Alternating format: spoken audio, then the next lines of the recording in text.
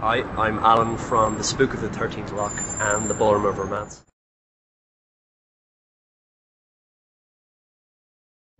Okay, well, the Spook of the 13th Lock, the name of the band, it comes from an Arthur Griffith poem. Arthur Griffith was an early Irish politician, revolutionary, and the Spooks of the 13th Lock is a poem about a haunted canal lock, which is kind of very appropriate because we spend, between doing the ballroom and stuff, we tend to be near the canal a lot, and it sort of summed up the idea of a kind of gothic Irish folk band, which is sort of what I was aiming for at the start of the band.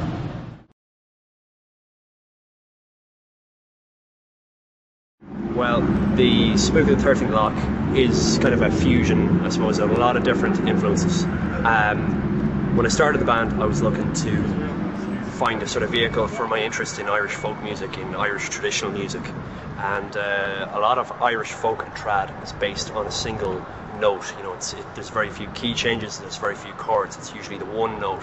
So I saw a great potential for crossover with sort of noise rock, drones, and you know, shoegazing, a lot of noisy guitar rock. So the idea was, I suppose, in concept, to take you know, Irish folk, fuse it with more modern things, and just see what happened from there.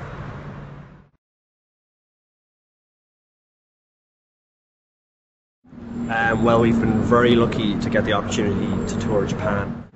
So we're going in February for a 5 and possibly a 6-day tour.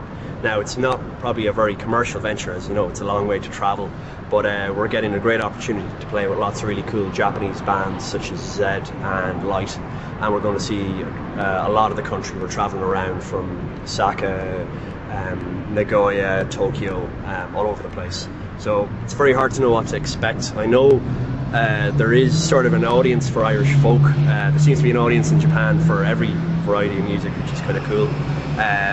So it's very hard to know. We're expecting to have a kind of see a very futuristic whatever country and be totally overwhelmed. So it'll be a really interesting experience.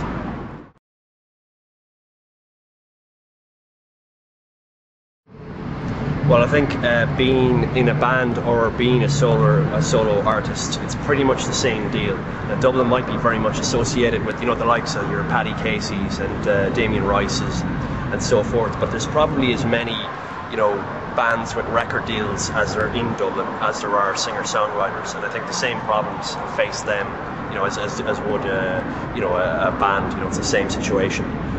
We were kind of lucky in that we managed to get an independent record deal pretty early on.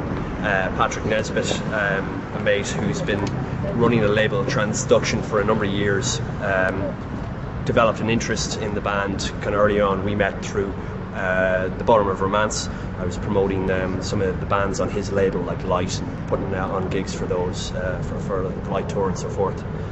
So I suppose, I mean, the way I see it, it's the same deal regardless of what music you're doing. It's a struggle to get to make any sort of progress at the early steps, and I suppose we've just been lucky so far.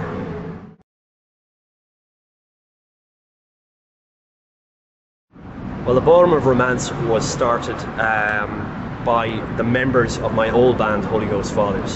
That was myself, Phil, Derek and Hay, and a friend, Billy Gannon, and it's a long time ago now. It's over 6 years, coming on 7 years now. So Holy Ghost Fathers, as bands do over the years, kind of fizzled out and broke up, but we kept involved in the ballroom, you know, ourselves.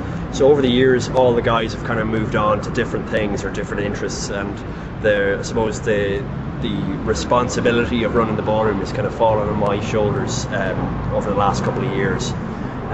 It started because, I suppose, as a band we were frustrated with the opportunities to play in Dublin, that we felt that there was very few promoters focusing on local bands only, and we felt that the way in which the bands were treated by venues wasn't, you know, ideal. As a band starting off, you have to pay for the hire of the venue, you have to promote yourself. There's very few avenues to try and build yourself up as a band within the context of the local Dublin music scene. Then over the years, we've since got the opportunity to put on a lot of touring acts over the years. Some highlights would be Blood Red Shoes, Josh T. Pearson, Part Chimp, Kling Klang, Dialect, to name a few, as well as lots of great Irish bands such as the Ipecac, Jape, Mumbling Death Row, Give a Man a Kick. This particular night that we're here at is the 84th ballroom, so it's 7 years going, and I'm striving, despite all the pressures of making loss and breaking even and just the drudgery of doing it. I'm hoping to take it as far as the 100th and maybe have a big bash, but you know, it's a tiring enterprise. There's very little money to be made. I suppose my interest is just, it's nice to be involved in the music scene and hopefully doing something positive that helps local bands and decent touring bands coming through.